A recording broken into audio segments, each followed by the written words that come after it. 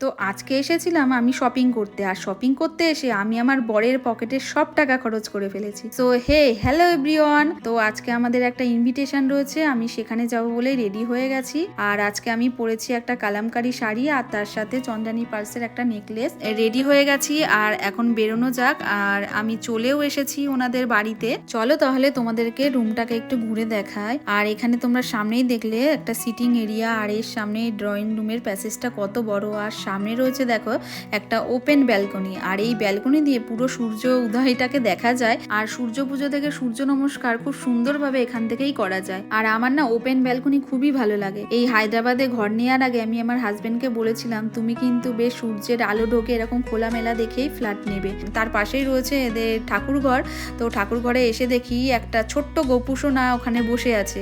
তো আমি একটু নমস্কার করলাম। আর এই পাশেই রয়েছে ওনাদের একটা মাস্টার বেডরুম। তো উনি এই বেডরুমটা আর কি ঘুরে দেখাচ্ছিলেন। এর সাথেই রয়েছে একটা অ্যাটাচ বাথরুম, আর তার সাথে এই ড্রেসিং এরিয়াটা দেখো কি সুন্দর কাভার্ড করা রয়েছে। আর এখানে সাজা যাবে খুব ভালো করে। আর ওনাদের এই 3 BHK রেন্টেড ফ্ল্যাটে আমার সব থেকে ভালো লেগেছে ওনার এই ওপেন কিচেনটা। আমার না এই ওপেন কিচেনের ভীষণ শখ। তো আমার এই ফ্ল্যাটে আমার কিচেনটা না ভীষণই ছোট হয়ে গেছে। এরপরে আমি যখন নতুন ফ্ল্যাট নেবো তো তখন একটা ওপেন কিচেনওয়ালা ফ্ল্যাট নেব। তো আমার ওপেন কিচেন খুব ভালো লাগে। আর বিশেষ করে মানে ফ্ল্যাট যদি একটু ওপেন হয় তো সেই ফ্ল্যাট তো আমার আরোই ভালো লাগে। কারণ আমরা যারা গ্রামে মানুষ হয়েছি তারা হয়তো আমার সাথে রিলেট করতে পারবে যে আমরা না এরকম দম বন্ধ কর মানে যেখানে আলো হাওয়া বাতাস খেলে না সেরকম ফ্ল্যাটে না একদমই থাকতে পারবো। তো যাই হোক, গল্প করতে করতে দেখো আমরা ওখানদের বাড়ি থেকে বেরিয়ে গেছি। আর এখন চলে এসেছি আমরা ট্রেনসে। আর কোনো জায়গায় ওর সাথে বেরিয়েছি আর একটু শপিং মলে যাব না, এটা কি করে হতে পারে।